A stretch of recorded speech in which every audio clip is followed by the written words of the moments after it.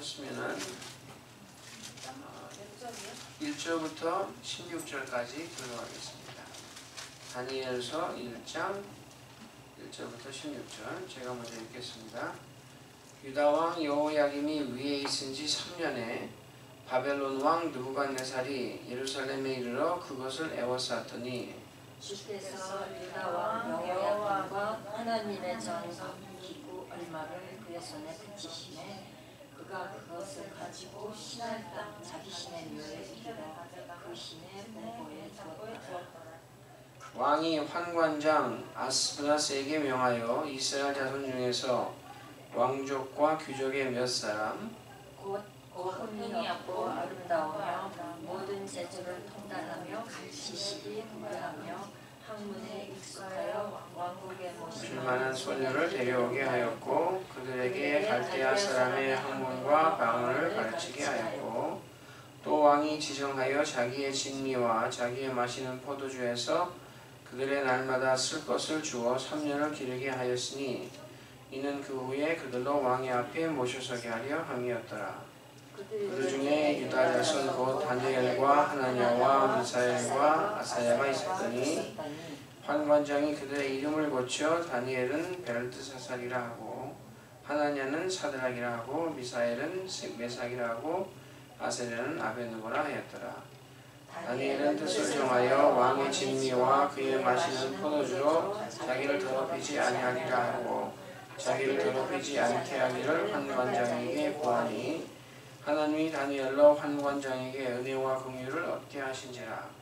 환관장이 다니엘에게 이르되 내가 내 주 왕을 두려워하노라. 그가 너희 먹을 것과 너희 마실 것을 지정하셨거늘 너희의 얼굴이 초췌하여 동물훈련만 못한 것을 그로 보시게 할 것이 무엇이냐. 그렇게 되면 너희 까닭에 내 머리가 왕 앞에서 위태하게 되리라 하니라. 환관장이 세워 다니엘과 하나냐와 미사엘과 아사랴를 감독하게 한 자에게 다니엘이 말하되 청하오니 당신의 종들을 열흘 동안 시험하여 채식을 주어 먹게 하고 물을 주어 마시게 한 후에 당신 앞에서 우리의 얼굴과 왕의 진미를 먹는 소년들의 얼굴을 비교하여 보아서 보이는 대로 종들에게 처분하소서 하매 그가 그들의 말을 쫓아 열흘을 시험하더니 열흘 후에 그들의 얼굴이 더욱 아름답고 살이 더욱 윤택하여 왕의 진미를 먹는 모든 소년보다 더 나아 보인지라. 이러므로 감독하는 자가 그들에게 분정된 칭찬 마실 포도주를 제하고 채식을 주니라. 아멘. 오늘 이제 다니엘서 공부하기 시작하겠는데 오늘은 서론적인 그런 얘기를 좀 하고 그 다음에 여기 1장에 나와 있는 이야기를 살펴보겠습니다. 이 서론을 얘기할 때 다니엘서 하면은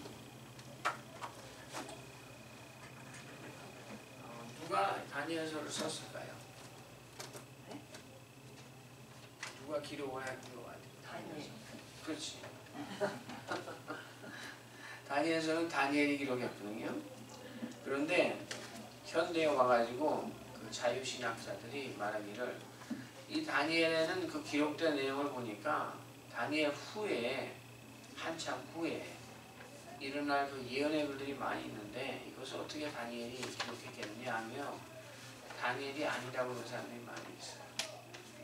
근데 우리는 이거 믿음의 눈으로 바라보기 때문에 아무리 그 예언의 말씀이 나와 있더라도 다니엘서는 다니엘이 기록했다. 이것을 우리가 알 수 있는데 그래서 우리가 어떻게 알 수 있냐면은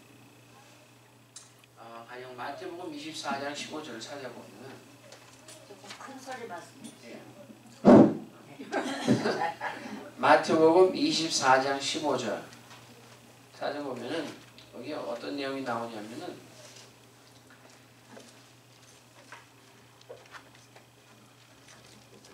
예수님께서 이 다니엘에 관해서 이야기를 하시면서 하시는 말씀이 선지자 다니엘에 기록한 바 그 말세에 대해서 말씀하시면서 이 다니엘서는 선지자인 다니엘이 기록했다고 예수님이 그렇게 말씀을 하셨어요. 그러니까 우리도 당연히 예수님 말씀대로 이 다니엘서는 누가 기록했다? 다니엘이 기록했다. 우리도 그렇게 믿어야지. 예수님 그렇게 말씀하셨으니까. 그리고 이 다니엘서를 이렇게 쭉 읽다 보면은 다니엘이 1인칭으로 나 다니엘은 뭐 이런 식으로 얘기하는 게 많이 나와요. 이게 다니엘서는 분명히 다니엘이 기록했다 하는 것이 맞고, 또 유대교나 또 우리 기독교의 전통에서도 이 다니엘서는 항상 그 다니엘이 기록했다고 우리가 받아봤어요. 그리고 이 다니엘이 어떤 사람이냐 하는 것을 살펴볼 때, 다니엘은 여기 1장에 나타나는 것을 볼 때 여호야김 왕 때에 느부갓네살 왕이 와서 예루살렘을 함락하고 끌고 간 왕족과 귀족 중에 한 사람이에요. 거기서 뽑혀가지고 나중에 그 자기 바벨론 왕궁의 관원으로 만들기 위해서 뽑아간 그 왕족과 귀족 중에 한 사람이 다니엘이었고, 그 다음에 다니엘이 어떻게 유명하냐면은 에스겔서 14장 14절을 한번 찾아보세요. 에스겔 14장 14절을 찾아보면은 여기 어떤 내용이 나오냐면은 하나님께서 말씀하시는 건데, 찾으셨어요? 14장 14절. 거기 보면은 비록 노아, 다니엘, 욥 이 세 사람이 거기 있을지라도 그들은 자기의 의로 자기의 생명만 건지리라. 나 주 여호와의 말이니라. 그랬죠? 이게 무슨 말이냐면은 사람이 구원을 얻는 데 있어서 내 옆에 다른 사람이 있다고 해가지고 그 사람이 너무나 그냥 훌륭한 의인이라서 나도 그냥 거기 묻혀가지고 같이 구원받을 수 없다는 거예요. 그런데 그 의인의 그 대명사로 하나님께서 이름을 부른 사람 중에 한 사람이 다니엘이라. 세 사람이 있었는데 노아, 다니엘, 욥. 하나님께서 의인이라고 인정하신 세 사람이 있는데 노아, 다니엘, 욥인데 그 중에 하나가 다니엘이에요. 이 노아나 욥은 한참 전의 사람이거든요. 옛날 사람. 그리고 이 다니엘은 에스겔과 거진 동시대의 사람인데 이미 의인으로 알려진 그런 사람이었다. 훌륭한 사람이에요. 이렇게 다니엘 그런 사람이고, 그 다음에 이 다니엘서의 전체적인 그 주제를 살펴보면은 주제. 첫째로는 주제가 뭐냐면은 하나님의 섭리와 주권이에요. 하나님의 섭리와 주권. 이게 무슨 말이냐면은 제가 옛날에 섭리가 뭐라는 것을 설명한 적이 한 번 있었는데 혹시 기억하시는 분? 섭리가 무슨 말이에요? 보통 많이 안 쓰는 말이에요. 섭리. 하나님의 이 섭리라는 것은 하나님이 이 역사적으로 일어나는 모든 일들을 이미 다 계획하셨다는 말이에요. 하나님께서 역사를 갖다가 계획하셨다 하는 그게 이제 섭리거든요. 그다음에 주권이라는 말은 하나님께서 그 모든 일어나는 일에 대해서 좌지우지할 수 있는 그런 권리를 갖고 계시다는 거예요.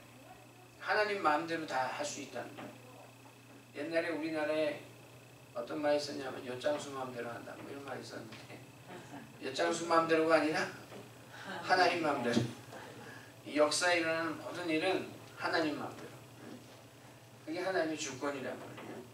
그런데 역사를 갖다가 다 이렇게 계획하시고 일어나가시기 때문에 여기 다니엘을 보면은 그 큼직큼직한 그 역사에 관한 예언들이 많이 나오거든요. 가령 2장에 가면은 느부갓네살의 꿈에 큰 동상을 보고, 그다음에 바벨론, 메데파사, 헬라, 로마 이런 거에 관해서 쭉 나오고, 또 후에도 보면 7장, 9장 넘어가면서 계속 예언이 나오는데, 이렇게 예언하실 수 있는 이유가 하나님께서 그대로 되도록 미리 다 계획을 하셨기 때문에 그렇고, 그 다음에 또 하나님께서 그 계획하신 대로 그대로 일어나가실 수 있는 주권이 있으시기 때문에 그렇기 때문에 예언을 하실 수 있다는 거예요. 하나님의 섭리와 주권이 예언을 할 수 있는 근거가 된다.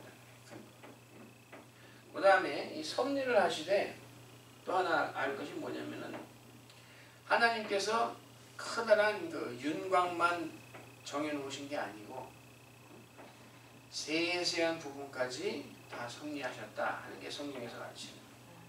그러니까 여기에는 이제 나라에 관한 얘기가 많이 나오거든요.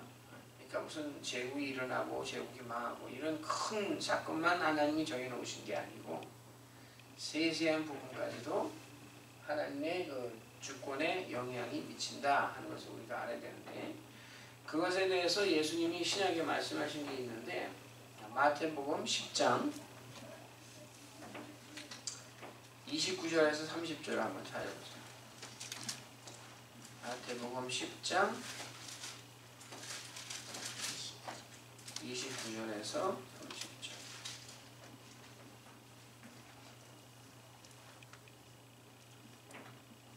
누가 한번 읽어보실래요? 참새 두 마리가 한 아사리온에 팔리지 않느냐. 그러나 너희 아버지께서 허락하지 아니하시면 그 하나도 땅에 떨어지지 아니하리라. 너희에게는 머리털까지 다 세신 바 되었나니. 예, 아멘. 거기까지만 보겠습니다. 참새가 가령 전봇대에 앉아있다가 파수꾼이 땅 해가지고는 떨어진다. 그것도 하나님이 허락지 아니하시면 그런 일도 일어나지 않는다. 그 다음에 우리에게는 이 머리털까지 다 세신 바 되셨다. 우리 머리에 이 머리털 하나 뽑아지는 것, 그거조차도 하나님의 주권의 그 영역에 포함되어 있다 하는 것을 예수님이 말씀하십니다. 그러니까 얼마나 세세한 데까지 하나님의 섭리와 주권이 미치는가 하는 걸 우리가 살펴볼 수 있어요. 그게 이제 다니엘서 주리의 첫째고, 그 다음에는 이 다니엘서에는 뭐가 나오냐면은 하나님의 구원 사역이 나와요. 구원 사역. 이게 어떻게 나오냐면은 여기 이제 여러분 쭉 읽어보시다 보면은 이제 아시겠지만 여기는 그 예레미야가 이스라엘 자손들이 망해가지고 바벨론에 끌려갔지만 70년이 있으면은 다시 그 본토로 돌아오게 된다 하는 그 예언에 대해서 다니엘이 기도하고 응답받은 그 사건이 여기 나와요. 70년 만에 회복된다 하는 그것이 여기 나와 있고, 그 다음에 또 더 중요한 뭐가 나오냐면은 70 곱하기 7 70 곱하기 7 하면은 뭐죠? 490? 490이잖아요. 70 곱하기 7 하면 70년의 7배란 말이에요. 이 490년에 대한 얘기가 나중에 나오는데 이것이 왜 여기 나와 있냐면은 그 예루살렘을 중건하라는 명이 떨어진 때부터 시작을 해가지고 이 490 말고 69 곱하기 7 되는 때에 예수님이 오실 것에 대해서 이 다니엘은 예언을 하고 있어요. 그것을 통해서 이 하나님의 구원 사역이 이루어질 것이다 하는 것이 이 다니엘서에 나와 있어요. 그러니까 이 70년에 관한 얘기가 나오고 70 곱하기 7 490년에 관한 얘기가 나온다. 이게 이제 또 하나의 다른 큰 주제예요. 하나님이 일반 역사만 섭리하시고 거기에 주권을 갖고 계신 게 아니라 이 일반 역사가 이렇게 펼쳐져 나가는 것을 그 가운데 또 우리의 그 구원을 갖다 이루시는 그런 사역을 감당하고 계시다 하는 것이 이 다니엘서에 나오고, 곁들여서 이 490년이 나오기 때문에 여기는 종말론이 나옵니다.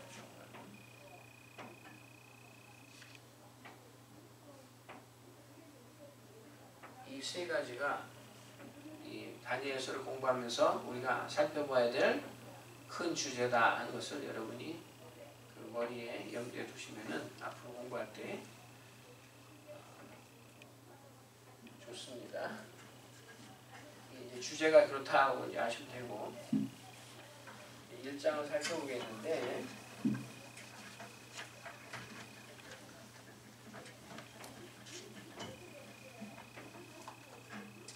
자, 1장을 살펴보면은 우선 이 여기 일어난 이야기가 적혀져 있는 이야기가 그냥 옛날 얘기가 아니라 역사적인 사건이라는 것을 우리가 살펴볼 수 있는데 어떤 그 역사적인 사건이 여기 나와 있냐면 1장 1절을 보세요. 유다왕 여호야김이 위에 있은지 제3년에 그런 말이 나오죠. 여호야김 3년에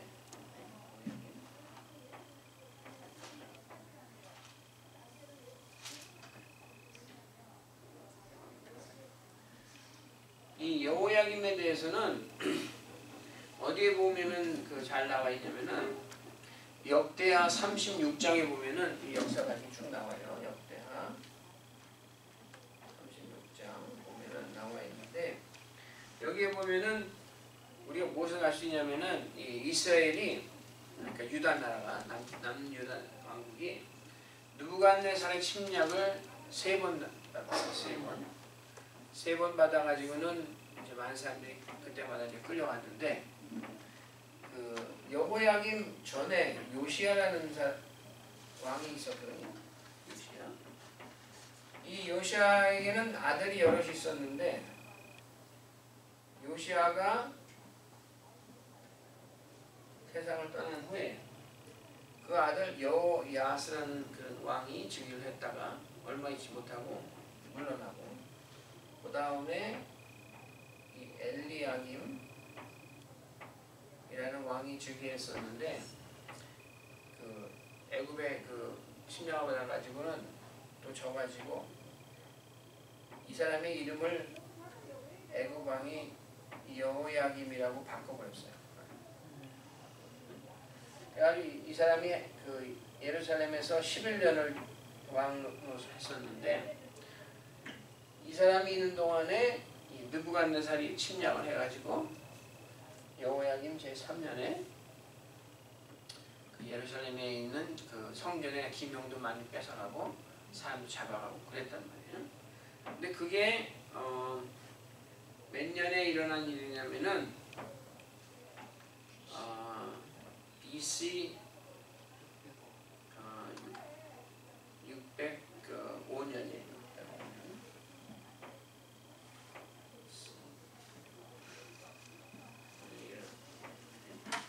그 다음에 여호야김 후에 그 아들인 그렇지 여호야긴 그 다음에 이 마태복음 입장에는 뭐라고 나오냐면 여고냐라고 나왔어요. 여고냐라는 사람이 있는데 이 사람은 왕이 돼가지고 오래 있지 못하고 100일 만에 쫓겨났어요. 그리고 그 대신 자기의 그 삼촌인 시드기야 라는 사람이 왕이 됐다가 이 사람이 또 한 11년 정도 왕하다가 바벨론 왕이 다시 침략을 해서 들어와가지고 예루살렘을 쫄딱망해가지고 왕이 완전히 나라가 완전히 망했어요. 580년에 그래가지고 유다라는 나라가 완전히 망했다. 그랬는데 이 여호야김의 3년에 605년에 이 바벨론 왕이 와서 이 예루살렘에서 사람들을 잡아갔다 하는 그 얘기가 지금 여기 나와 있는 거예요. 근데 이 잡아간 일에 대해서 표현을 하면서 뭐라고 여기 나오냐면 2절에 보면은 주께서 유다왕 여호야김과 하나님의 전 기구 얼마를 그의 손에 붙이심에 그래서 붙이심에 이게 무슨 말이냐면은 이 여호야김이라는 왕이 전쟁에 지어가지고 예루살렘이 함락된 것은 이 바벨론 왕이 싸움을 잘해서 그렇게 된 게 아니라 하나님께서 이 예루살렘을 이 적의 손에 붙이셨기 때문에 됐다 하는 것을 성경에서 표현하는 거예요. 다시 말해서 아까 제가 그랬죠. 하나님의 주권, 하나님의 섭리, 이것에 의해서 역사가 펼쳐진다는 거예요. 그래서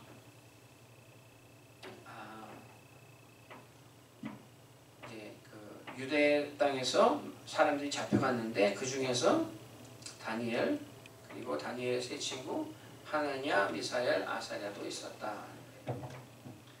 여기 이제 보면은 등장인물들이 있습니다. 1장에.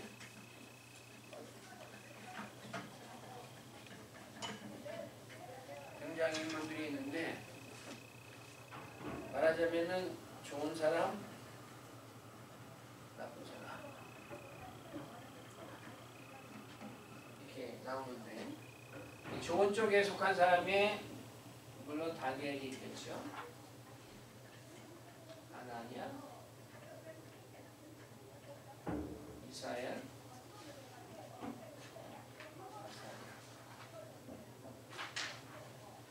사람이 있단 말이에요. 그리고 이 사람들이 잡혀갔는데 이 잡혀간 것은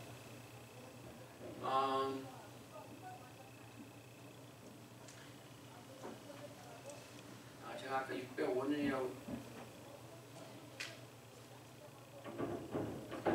605년이 아니라 606년이에요. BC 606년에 잡혀갔는데 이 잡혀간 것은 오래전에 하나님께서 이미 예언한 바가 있었어요.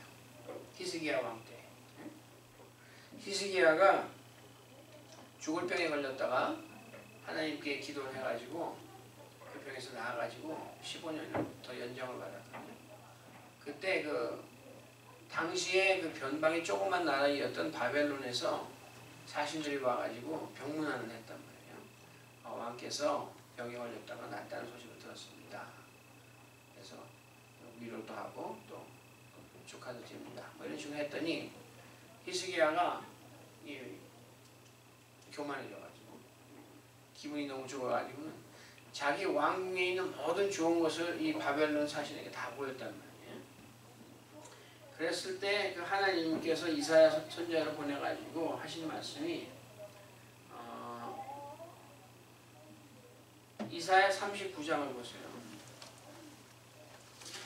39장 6절 7절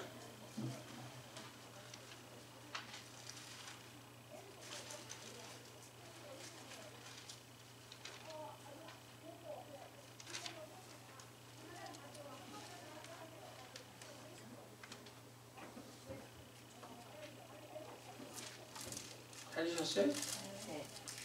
네, 읽겠습니다. 보라 날이 이르리니 내 집에 있는 모든 소유와 내 열조가 오늘까지 쌓아둔 것이 모두 바벨론으로 옮긴 바 되고 남을 것이 없으리라. 여호와의 말이니라.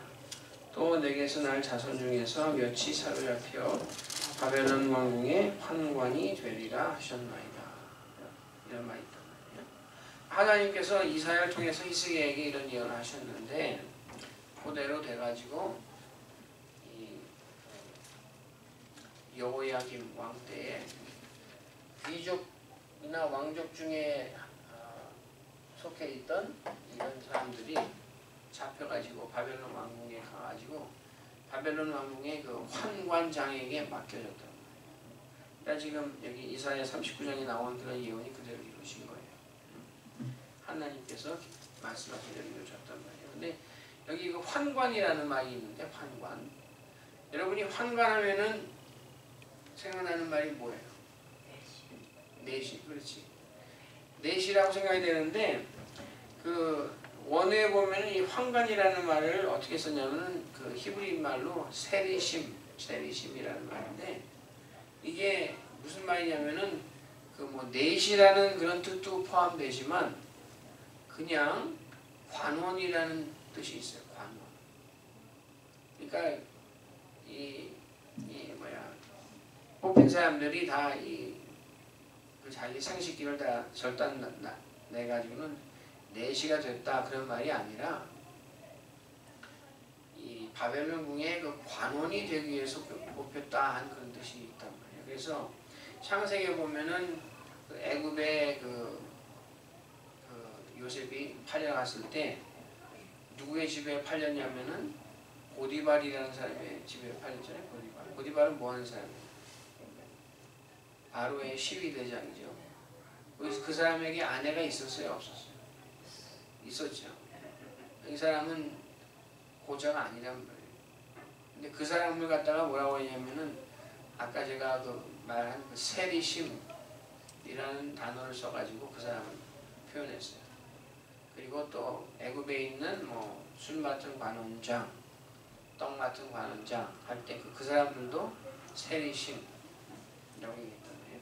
그러니까 여기 이 다니엘과 이 친구들이 그 바벨론에 붙잡혀 가가지고 환관장에 맡겨졌는데 내시가 됐다는 말이라는 뜻이라기보다는 그 나라의 관원이 되기 위해서 훈련을 받게 됐다 하는 그것을 생각하시면 돼요. 그 다음에 이제 좋은 쪽에는 이 친구들이 있는데 그 나쁜 쪽에는 누가 있냐면은 누가 있을까요? 나쁜 쪽에는 여기 보면은 그 2절에 보면은 신할 땅이라고 나오죠. 신할 땅.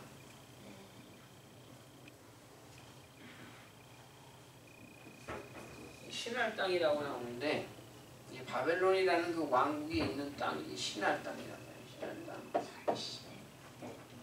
이 신할 땅은 성경에 처음에 어디에 나오냐면은 창세기 10장에 나와요. 창세기 10장. 창세기 10장 그 8절에서부터 보면은 거기에 그 함족의 그 계보가 나오는데 함족. 그 노아의 세 아들 중에 함이라는 아들이 있었잖아요. 저주를 받은 아들이라고 해요. 그 아들이란 말이에요. 함의 계보에 함의 아들 구스가 있고 구스의 아들이 니므롯이라는 사람이 나와요. 니므롯이라는 사람이 나오는데 이 니므롯은 그 하나님 앞에 그 유명한 사냥꾼이더라 뭐 이런 식으로 표현이 되어 있는데 그 사람이 당대의 영웅이었단 말이에요. 영웅. 그래가지고 그 여러 그 도시를 세우고 나라를 세웠는데 그 사람이 세운 도시 중에 하나가 시날이에요. 시날. 그리고 한 장 넘겨가면은 11장에 가면은 창세기 11장에 가면은 또 시날이라는 말이 나오는데 이 시날이라는 데서 뭘 했냐면은 바벨탑을 세웠어요. 사람이. 바벨탑.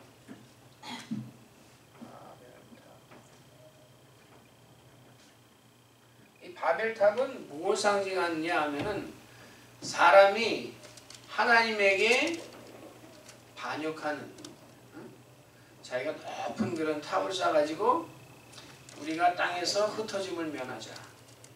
하나님은 뭐라고 명령하시냐면 너희들은 생육하고 번성해서 이 땅을 정복하라고 하는 이 땅이 다 퍼져가지고 땅을 다 정복하라 이렇게 하셨는데 이 반역하는 사람들이 하는 말은 우리가 또 뭐 홍수 같은 게 나가지고 다 멸망하면 안 되겠으니까 탑을 오래 높이 쌓고 여기에 다 같이 뭉쳐서 살아가지고 이 하나님의 뜻에 어긋나게 우리가 좀 살아보자 하고 한 게 바벨탑이거든요.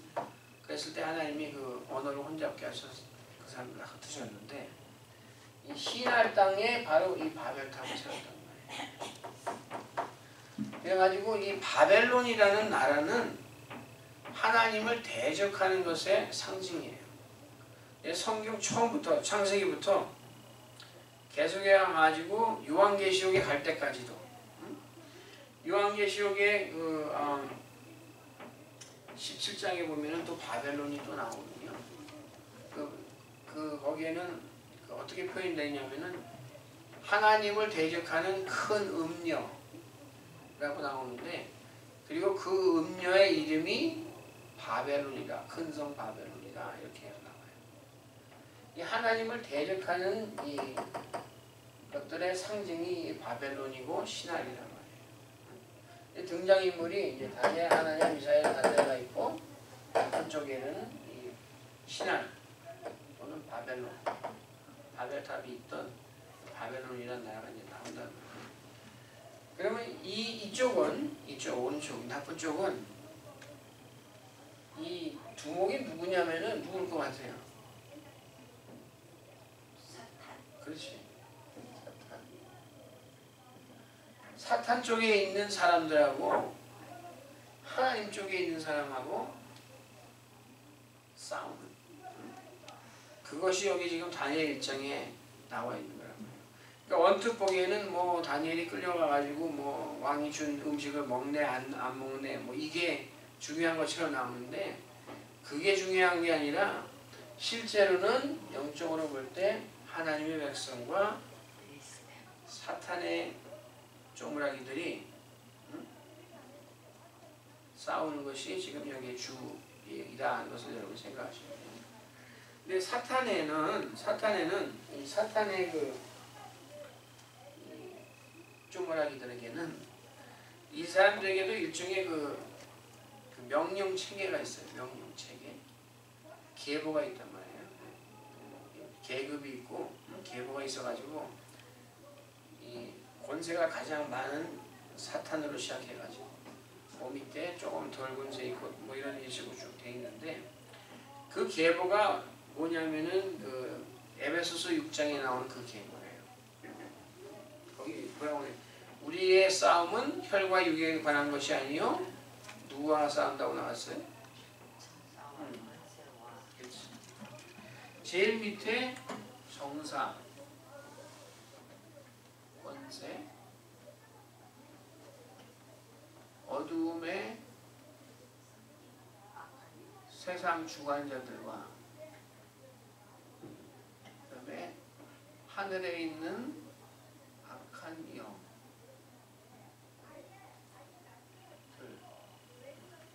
사탄이 여기 있다. 이런 그 계급이 있는 거예요. 여기 계급이 있는데 이 계급을 우리가 어떻게 이해해야 되느냐, 그것을 이제 좀 살펴보겠는데, 다니엘서 10장을 한번 열어보세요. 다니엘서 10장. 조금 오늘 여러분이 많이 안 들어본 얘기를 하는 것 같은데 좀 어려울지 몰라요. 그렇지만 정신 바짝 차리고 따라오세요. 다니엘서 10장 13절.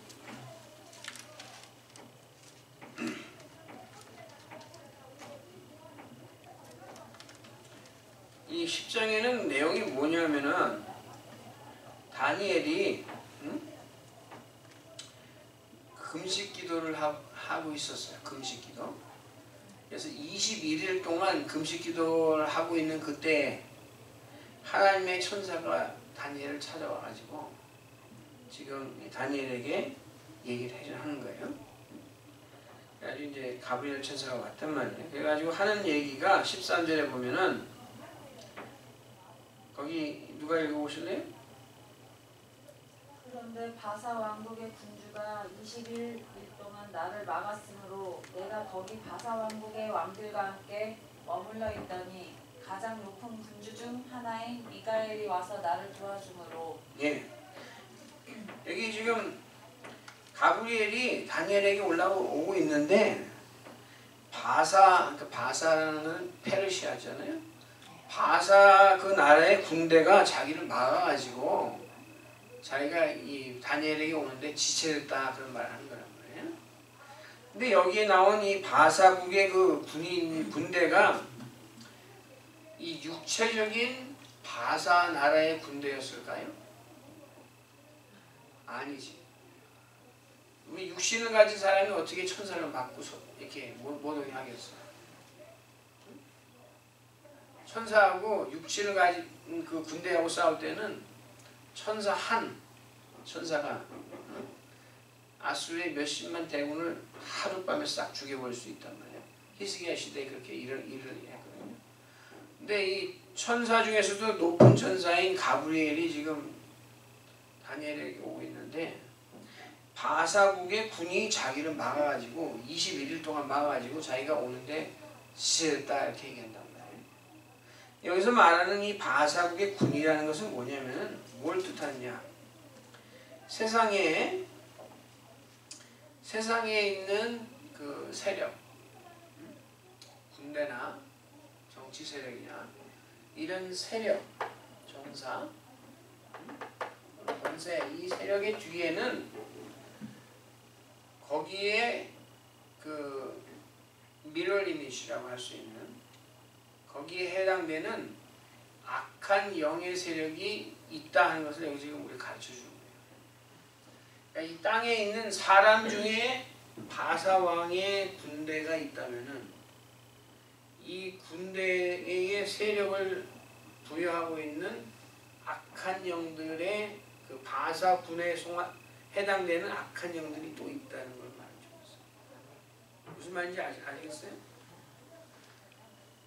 그래서 이 정사와 권세와 그 다음에 이 어둠의 세상 주관하는 영들이 있고 그 위에 또 뭐 악한 영들의 또 뭐 있고 하늘에 있는 사탄까지 올라간단 말이에요. 계급이 이렇게 있단 말이에요. 그래서 이 사탄이 세상에서 우리 하나님의 백성들을 대적하는 데 있어서 자기가 막 직접 나타나가지고 영화에 보면은 뭐 이렇게 불 달리고 꼬창이 들고 뭐 이렇게 와가지고는 사람들 갖다 이렇게 하는 그런 게 아니라 자기 밑에 있는 꼬공들을 갖다가 시켜가지고 악한 영들을 시키고 또 악한 영들은 또 더 밑에 있는 사람 중에서 이 악의 그 권세에 해당되는 사람들을 시켜가지고 사람들을 하나님에게서부터 멀리하게 하려고 한단 말이에요. 그만큼 이해 가셨어요? 그래가지고 이 악한 이것들이 이렇게 하는데 이 사단이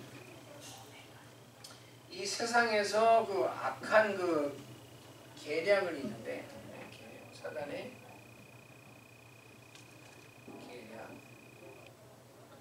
계략이 세 가지가 있어요. 세 가지가 있는데 이 세 가지가 뭐냐면은 사탄이 사용하는 세 가지 계략은 첫째로는 종교예요. 종교.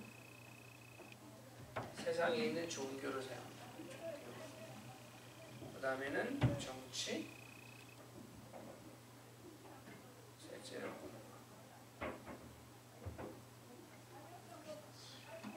종교, 정치, 이 문화를 통해서 이 사람들에게 와가지고는 사람들 갖다가 넘어뜨리려고 타락시키고 말하자면 예수님을 부인하고 복음에서 떨어져 나가고 이렇게 시키려고 교묘하게 접근을 하는데 종교와 정치와 문화를 통해서 접근을 합니다.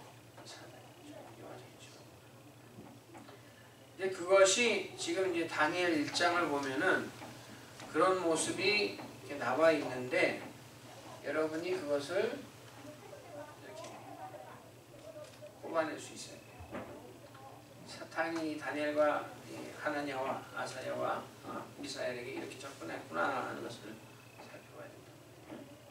그래서 제가 그 세 가지가 여기 나와 있는데 그것을 이제 여러분과 나누겠습니다. 첫 번에 보면은 그 4절을 보세요. 4절. 이 사람들을 뽑아다가 하는 게 뭐가 있냐면은 갈대아 사람의 학문과 방언을 가르치게 하였고 그런 말이 나오죠. 4절에 갈대아 학문과 방언 갈대아 사람의 학문과 방언을 갖다가 가르쳤다고. 이것은 이 중에서 어디에 해당할까요? 그렇지. 갈대아 사람의 학문과 방언을 통해서 근데 이 갈대아의 학문이라는 게 뭐냐면은 그 내용이 갈대아의 학문이라는 게 그 내용이 뭐냐면은 주로 그 내용이 뭐냐면 점성술을 가르치는 거예요. 점성술.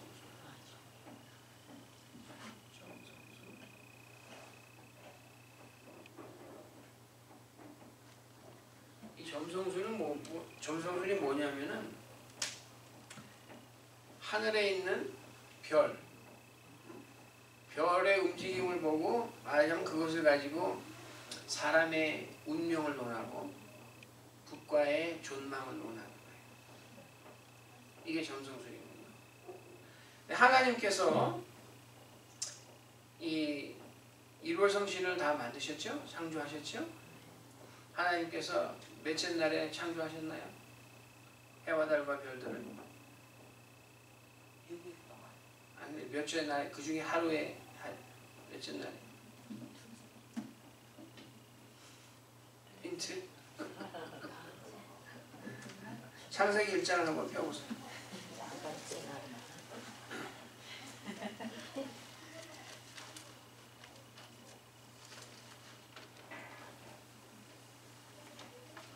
창세기 1장 14절.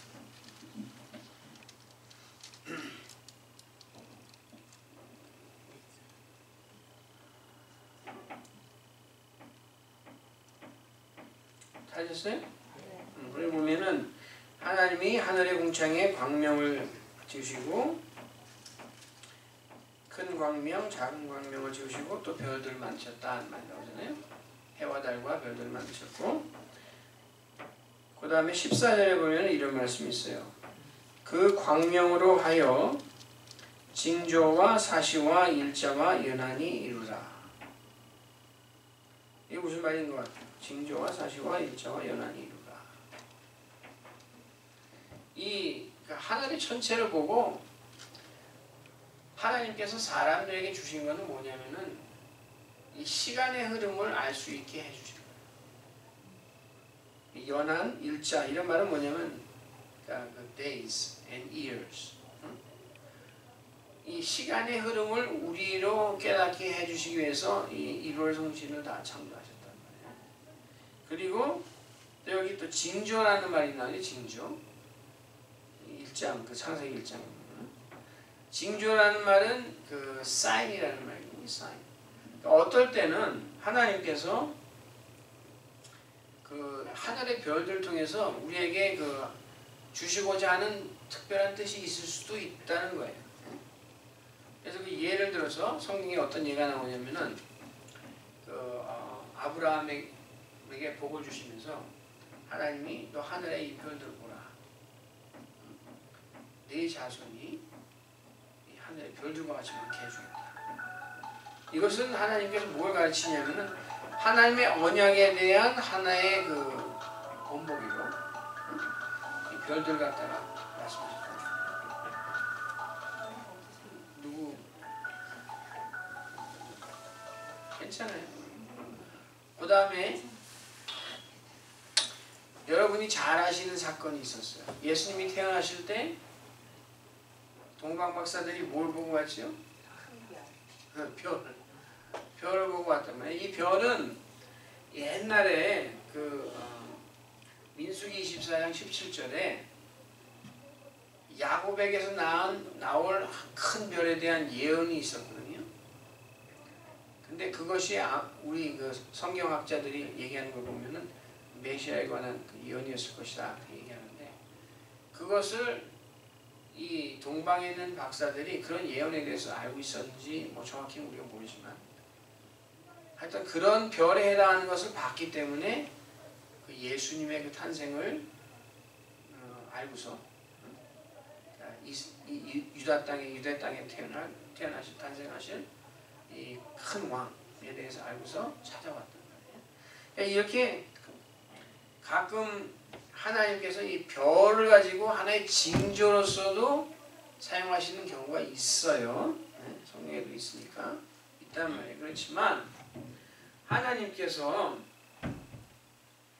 이렇게 점성술하는 사람들처럼 그것을 가지고 뭐 점을 친다든가 또는 뭐 사람의 운명을 논한다든가 하는 한날에 흥망성쇠를 갖다 논한다. 이렇게 하는 것은 하나님께서 기뻐하시는 것이 아니고 그것은 하나님께서 금하신 거예요. 신명기 18장을 한번 찾아보세요.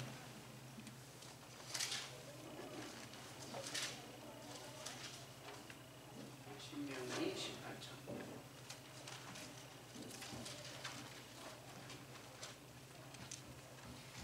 9절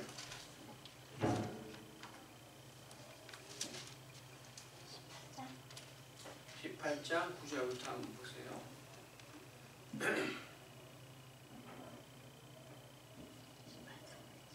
찾으셨어요? 9절이요. 몇 절이요? 9절. 9절.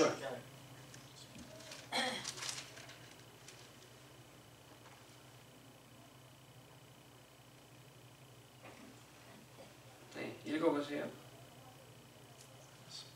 내 하나님 여호와께서 내게 주시는 땅에 들어가거든 너는 그 민족들의 가증한 행위를 본받지 말 것이니 그의 아들이나 딸을 불 가운데로 지나게 하는 자나 경쟁이나 길흉을 말하는 자나 요술하는 자나 무당이나 진언자나 신접자나 박수나 초혼자를 너희 가운데에 용납하지 말라. 이런 일을 행하는 모든 자를 여호와께서 가증히 여기시나니 이런 가증한 일로 말미암아 내 하나님 여호와께서 그들을 내 앞에서 쫓아내시느니라. 예, 아멘. 그리고 4장 신명기 4장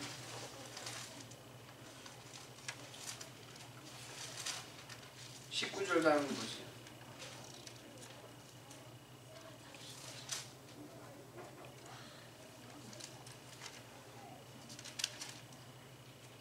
또 그리하여 내가 하늘을 향하여 눈을 들어 해와 달과 별들 하늘 위의 모든 천체 곧 너희의 하나님 여호와께서 천하 만민을 위하여 배정하신 것을 보고 미혹하여 그것을 경배하며 섬기지 말라. 예. 하나님께서 이 별이나 이런 걸 봐가지고 점치거나 이렇게 기륭을 말하거나 이런 것은 가증히 여기신다. 이것 또는 이 일월성신이나 이런 것을 가지고 섬김의 대상으로 삼지 말라. 하나님 말씀입니다. 그런데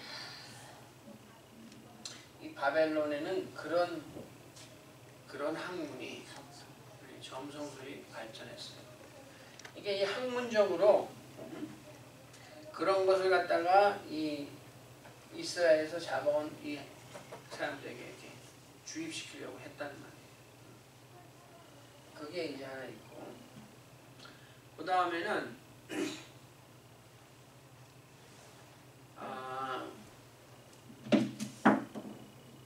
7절을 보시면은 7절을 보면은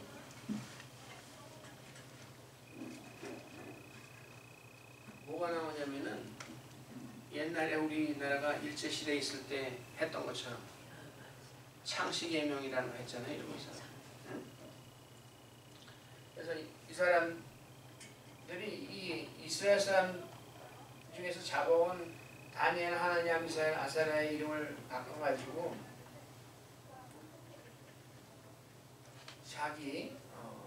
자기식으로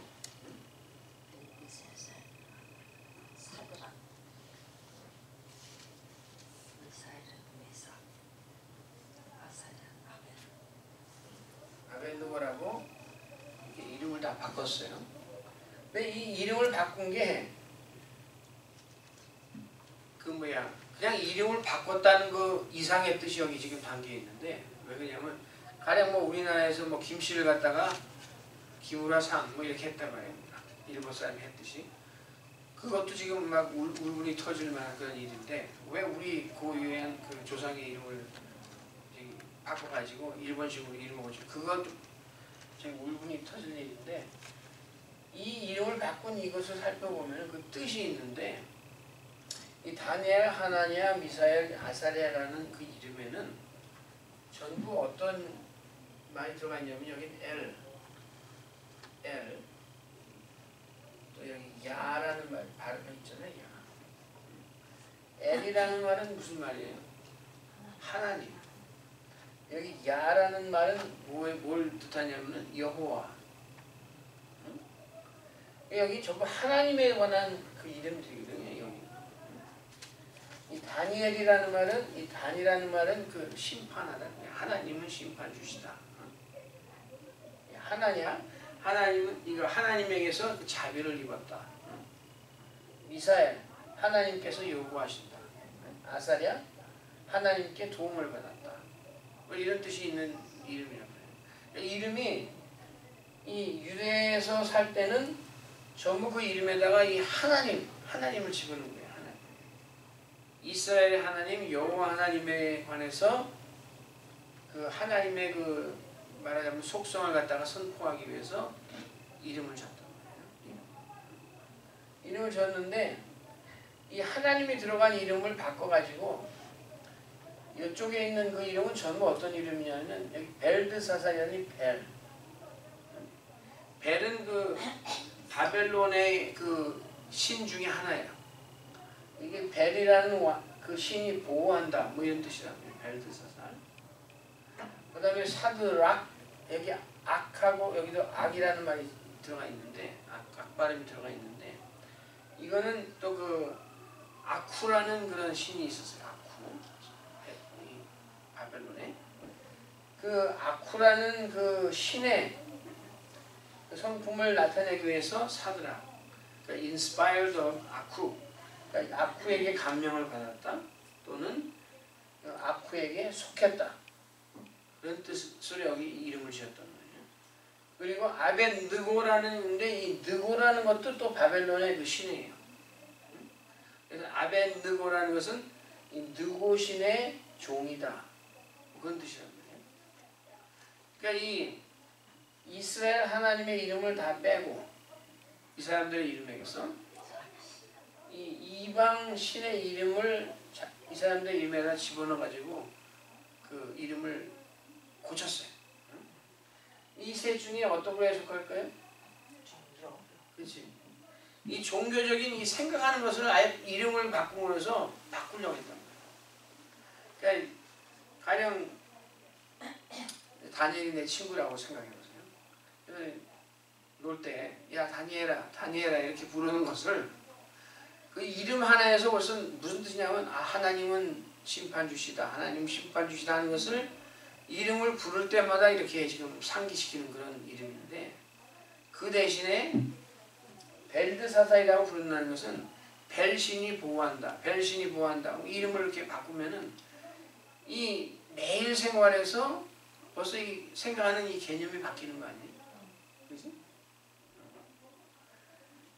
그래서 이제 이름을 바꿨다. 이게 사단의 계략에는 이렇게 문화를 통해서 종교를 통해서 그 다음에 이제 시간이 자꾸 좀 아까운데 이제 이 이름을 바꾼 게 있고 그 다음에 이제 이 일장에 가장 많이 나오는 내용이 뭐냐면은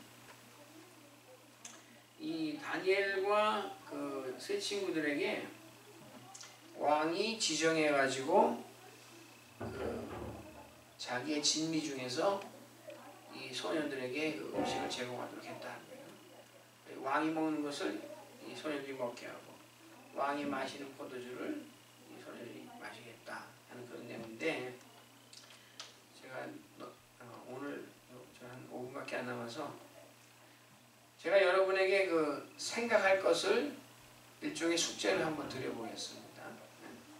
여러분 생각해 보시고 그냥 계속 해도 돼?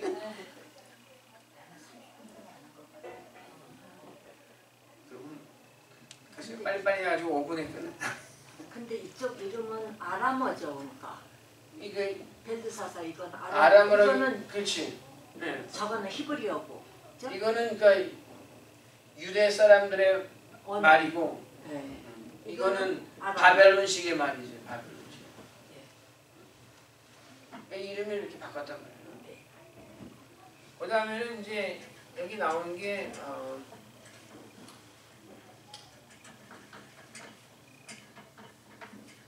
제가 여기 적어놓은 건 잊어먹지만 해서 종교, 정치, 문화 이걸 통해서 사단이 들어옵니다. 여기 그 왕의 진미에 관해서 이제 나오는데 이게 이제 왜 다니엘이 자기 친구들하고 해가지고 왜 이 왕의 진미를 안 먹으려고 했을까 하는 것을 이제 생각해 보자는 거예요. 왜 안 먹으려고 했을까? 그래가지고는 사람들이 생각하기를 두 가지 이유를 제시했어요. 두 가지 이유. 하나는 뭐냐면은 레위기 11장에 보면은 거기 보면은 하나님께서 이러이러한 짐승은 먹지 말라 하고 그 정해놓으신 게 있어요. 가령 뭐 색임질을 하고 굽이 갈라진 그런 짐승은 먹어도 되는데 색임질을 하되 굽이 안 갈라졌던가 굽은 갈라졌는데 색임질 안 한다. 이런 건 먹지 말라. 이런 식으로 뭐 그다음에 뭐 곤충은 어떤 건 먹어도 돼, 어떤 건 먹지 말고 뭐 이런 식으로 하나님이 그 말씀하신 게 있단 말이에요. 그래서 이 어떤 사람은 얘기하기를 이게 맞다는 얘기는 아니에요. 어떤 사람은 얘기하기를 이 아마도 그 바벨론 왕이 준 그 음식에 고기에 하나님께서 먹지 말라 하는 그런 동물의 고기가 있지 않았을까 그렇게 얘기하는 사람이 있어요. 그러면 그렇다면은 뭐 왕이 뭐 돼지고기만 먹는 것도 아니고 온갖 고기가 다 있었을 텐데 그 중에서 자기가 뽑아서 먹어도 되지 않았을까 뭐 이렇게 대답할 수도 있잖아요. 하나님이 허락하신 뭐 소라든가 이런 소고기라든가 이런 거 먹을 수 있어요. 근데 그것에 관한 게 아닌 것 같아요. 왜냐하면 그 메뉴가 많이 있었을 텐데 그 중에는 레위기 11장에서 금하지 않은 고기도 있었을 거란 말이에요. 근데 다니엘이 그것을 사양한 이유는 그거는 아니었을 것 같아요. 그게 하나고. 또 둘째로는 또 어떤 사람은 뭐라고 얘기하냐면은 이 왕이 제공한 음식은 당시의 그 습관에 따라서 그 음식에서 일부를 떼가지고 그 왕이 섬기는 그 이방 신들에게 먼저 한번 제사를 드린 다음에 다시 이제 그 음식을 먹기 때문에 이 다니엘과 친구들은 아마 이 제사 음식을 안 먹기 위해서 이방 신들에게 바쳐진 제사 음식을 안 먹기 위해서 그 음식을 거절했지 않을까 그렇게 말하는 분들도 많이 있어요. 그리고 그게 맞을지도 모르겠는데 그런데 우리가 이 성경을 볼 때는 전체를 다 봐야 된단 말이에요. 전체라는 게 창세기부터 요한계시록까지 다 봐야 되는데 이 성경에서 특별히 그 바울서신에서 이 우상에게 바쳐지는 음식에 대해서 우리에게 가르쳐지는 그런 교훈들이 있거든요. 여러분이 어디에 있는지 기억하세요 혹시? 고린도전서에 보면 그게 많이 나와요. 고린도전서에 있고 로마서에도 그게 나와 있는데 거기 보면은 그 음식에 대해서 가르치는 게 뭐냐면은 첫째로 한번 찾아보시면 로마서 14장 17절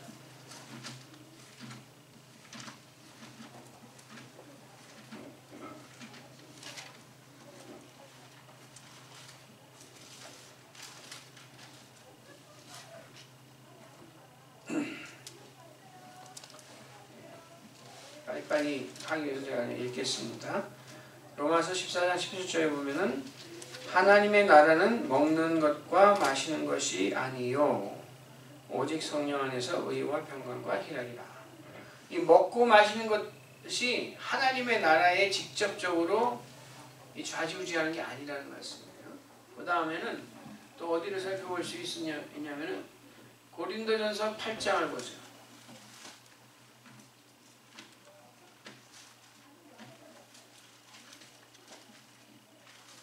고린도전서 8장을 보면은 여러분이 집에 가서 한번 이 8장 전체를 다 읽어보시면 좋은데 1절에 보면은 뭐라고 나오냐면 우상의 제물에 대하여는 하고 이제 사도 바울이 얘기한단 말이에요.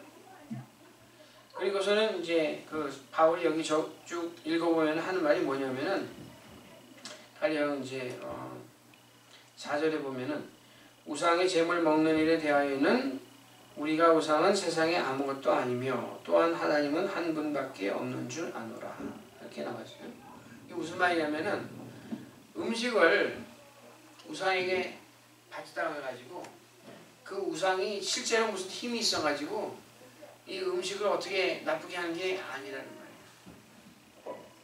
이 우상은 아무런 존재도 가치도 없는 그냥 꽝이란 말이에요. 꽝.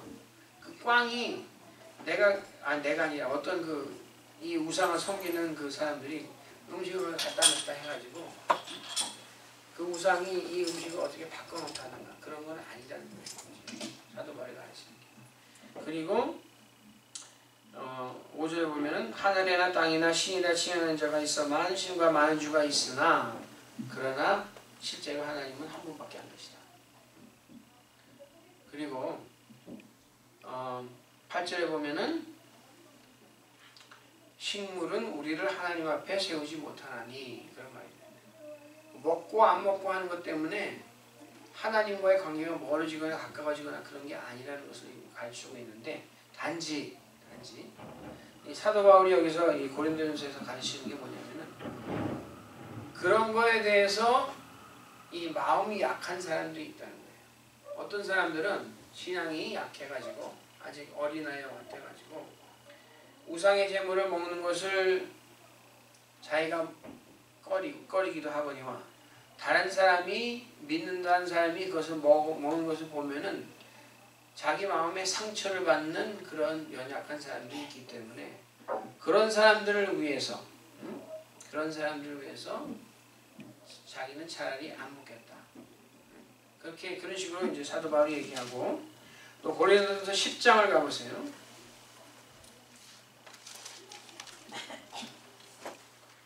23절부터 이제 그 33절까지 쭉 보시면은 집에 가서 이것도 숙제로라고 생각하고 보시면 좋은데 쭉 보시면은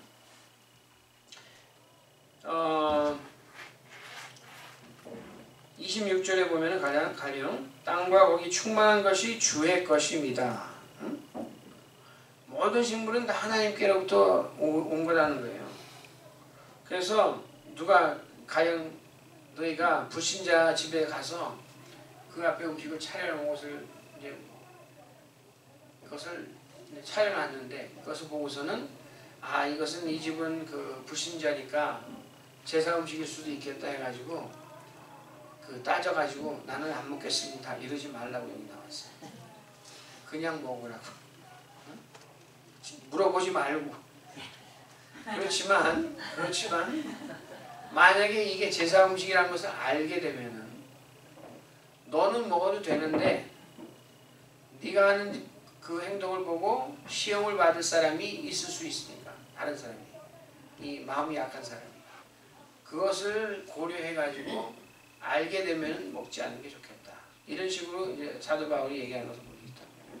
그러니까 이것을 우리가 다니엘로 가져와가지고 우리가 적용해서 볼 때 만약에 그 왕의 진미가 이 우상에게 바쳐졌던 음식이었다 하더라도 그것을 다니엘이 그냥 이것은 이 꽝밖에 안 되는 우상에게 바쳐졌다고 해서 음식이 어떻게 변하는 것은 아니고 이 음식도 하나님께서 우리에게 주신 것이니까 내가 그냥 감사히 받고 먹으면 된다 하고 먹을 수 있는데 그렇게 먹지 않았어요. 다니엘이. 그럼 왜 안 먹었느냐? 다니엘이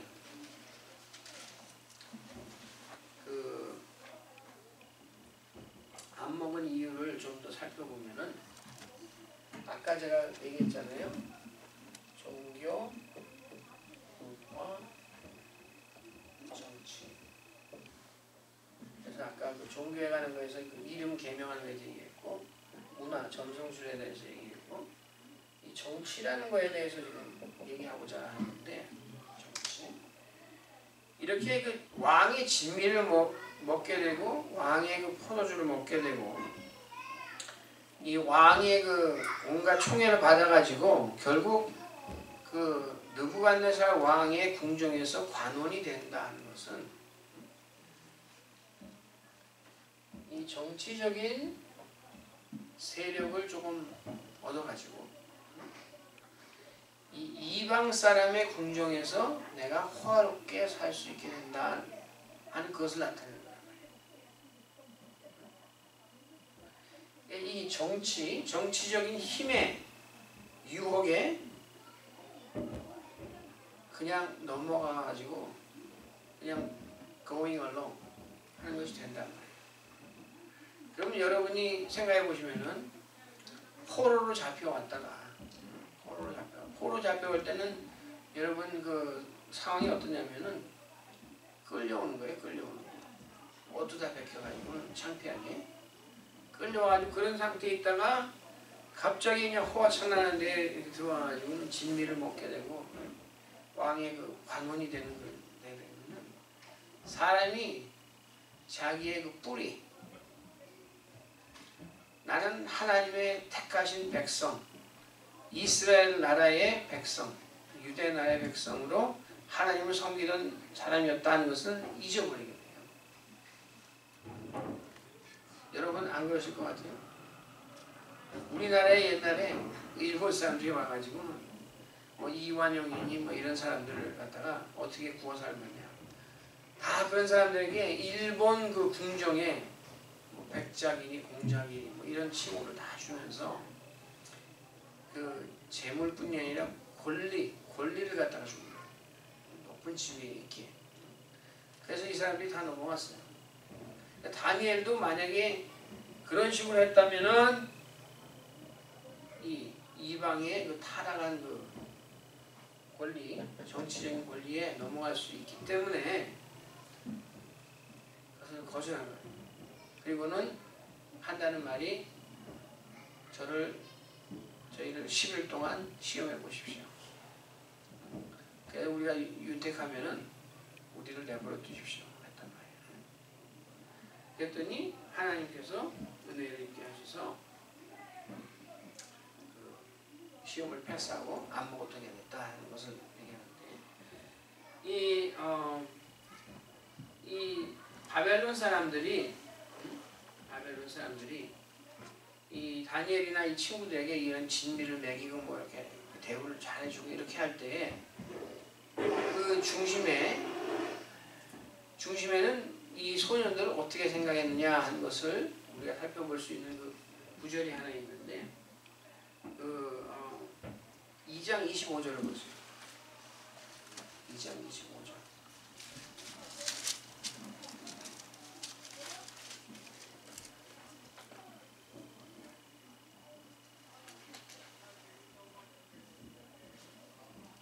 찾으셨어요? 이 아리옥이 군대 장관인 그 아리옥이 느부갓네살 왕에게 다니엘을 데리고 가는 그 장면인데 그 느부갓네살의 그 꿈을 해석할 사람을 찾았다 하면서 하는 말이 다니엘에 대해서 얘기하는 말이 뭐라고 하냐면 내가 사로잡혀 온 유다 자손 중에서 한 사람을 얻었나이다. 이게 무슨 말이냐면은 그 옛날 우리 일제시대를 생각하면은 천황폐하여 똑똑한 사람 하나를 찾았는데 이 사람은 조센직입니다 하고 말하는 거랑 마찬가지야. 다니엘을 데리고 가면서 한다는 말이 포로 된 자 중에서 한 사람을 찾아가지고 지금 왕에게 데려갔습니다. 그 사람이 아마 왕의 그 꿈을 해석할 것 같습니다. 그렇게 얘기하는 거예요. 그러니까 이 바벨론 사람들이 볼 때에는 아무리 대우를 해줘도 이 다니엘과 그 하나냐, 미사엘, 아사랴는 포로된 자 중에서 잡아온 전쟁 포로에 불과한 사람이라는 거예요. 그러면서 이런 겉으로는 대우를 해가지고 이 사람들이 그 자기의 뿌리를, 신앙의 뿌리를 잊어버리게 하려고 이 계략을 쓴 거나 마찬가지다 하는 것을 여러분이 아셔야 돼요. 한 군데만 더 찾아보고 오늘은 마치겠습니다. 히브리서 11장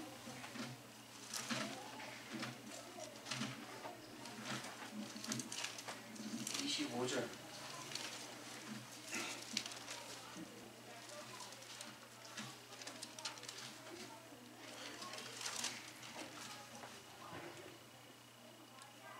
히브리서 11장 25절 찾으셨어요? 이거는 모세에 관해서 쓴 글이에요. 모세. 여기 보면은 도리어 하나님의 백성과 함께 고난받기를 잠시 죄악의 낙을 누리는 것보다 더 좋아하고. 여기 보면은 죄악의 낙이라는 말이 있죠. 죄악의 낙. 이 죄악의 낙이라는 게 바로 이 느부갓네살 왕이 다니엘과 친구들에게 제공한 진미, 온갖 허사스러운 것, 그 다음에 그 궁정에서의 권리, 권세, 이런 게 다 죄악의 낙이란 말이에요. 죄악의 낙. 근데 죄악의 낙을 누리는 것보다 차라리 하나님의 백성과 함께 고난받는 것을 모세는 더 좋아했다. 다니엘도 마찬가지예요. 이 죄악의 낙을 누리는 것보다 내가 내 뿌리를 잊어먹지 않고 하나님의 백성으로 남아있는 것을 선택했다 하는 거예요. 그러니까 여러분이 세상에 살면서 이 마귀의 세력과 정사와 권세와 이 세상의 악한 영들과 공중의 하늘의 악한 영들, 또 사탄, 이것들이 우리를 넘어뜨리려고 다가오는데 그 쓰는 계략이 뭐냐? 정치, 종교, 문화, 이런 것들 통해서 교묘하게. 성경에 신약에 보면은 이단이 들어올 때 나는 이단입니다 하고 이렇게 빵빠랑 하면서 들어오는 게 아니라 가만히 들어온단 말이에요. 가만히. 못 알아보게. 그래서 그 예수님 말씀하시기는 이 양의 이 껍데기를 뒤집어 쓰고 오는 늑대와 마찬가지예요. 모르게 아주 교묘하게 이런 정치, 종교, 문화 이런 걸 통해서 들어오는 거예요. 그러니까 우리가 정신 바짝 차리지 않으면은 넘어지기가 너무 쉽단 말이에요. 지금 우리가 살고 있는 이 시대가 이 전쟁에, 이 영적 전쟁에 아주 그냥 최전선이에요. 최전선. 여러분, 저도 그렇고 여러분 정신 바짝 차려야죠. 그것도 이단이지. 하나님의 이 주신 이 하나님의 성경에서 벗어나는 걸 가르치는 건 다 이단이에요.